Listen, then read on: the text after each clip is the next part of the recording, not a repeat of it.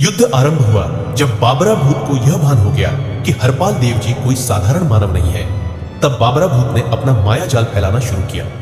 बाबरा की माया देखकर हरपाल देव जी कुछ क्षण के लिए विचलित हो गए। तभी अचानक श्मशान भूमि से एक हाथ प्रकट हुआ और चारों ओर माता मरमरा का स्वर गूंज उठा। माता ने कहा, चिंता मत करो राजपूत, तुम्हारी सहायता करने स्वयं जगदम्बा आई है। मैं तुम्हारी परीक्षा लेना चाहती हूं। मुझे प्रकट होने हेतु भोग चाहिए, तुरंत भोग अर्पित करो। हरपाल देव जी ने तनिक भी विलंब न किया। अपनी तलवार निकालकर एक हाथ और दोनों चरण काटकर माता को समर्पित कर दी। माता ने कहा, मेरी भूख अभी शांत नहीं हुई और भोग चाहिए।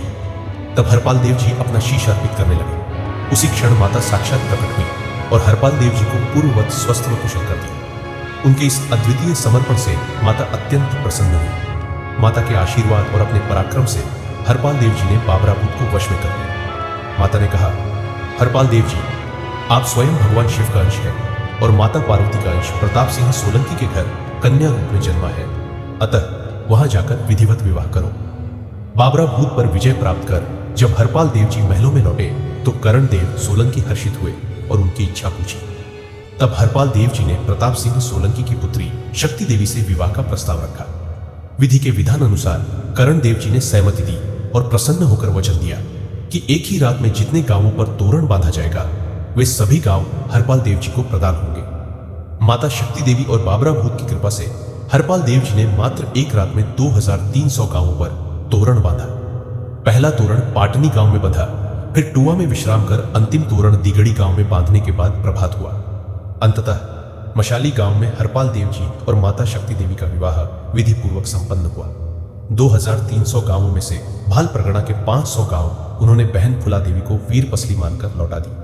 इस प्रकार विक्रम संवत 1956 में 1800 गांवों वाले विशाल साम्राज्य की स्थापना हुई और पाटड़ को राजधानी बनाकर हरपाल देव जी ने शासन आरंभ किया।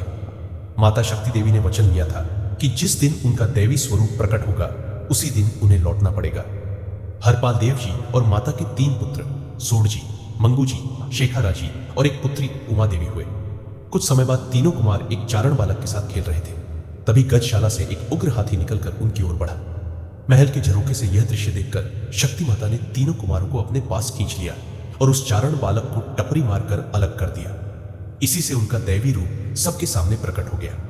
वचनानुसार शक्तिमान ने पाटड़ से दूर धामा में समाधि ले ली। धामा में आज भी चैत्र व तेरस को हवन पूजन होता है। गुजराती में झाल पकड़ने को कहा जाता है। इसी कारण उनके वंशज झाला कहलाए और उस चारण बालक के वंशज टपरिया चारण कहलाए। दृगद्र व हलवद दोनों स्थलों पर शक्ति माता के मंदिर आज भी विद्यमान है। शक्ति मां के चले जाने के पश्चात हरपाल देव जी ने पाटड़ त्याग दिया और अपने अंतिम दिन धामा गांव में व्यतीत किए। हमारा उद्देश्य किसी की भावनाओं को ठेस पहुंचाना नहीं है। यदि कथा में किसी प्रकार की त्रुटि हो तो क्षमा करें।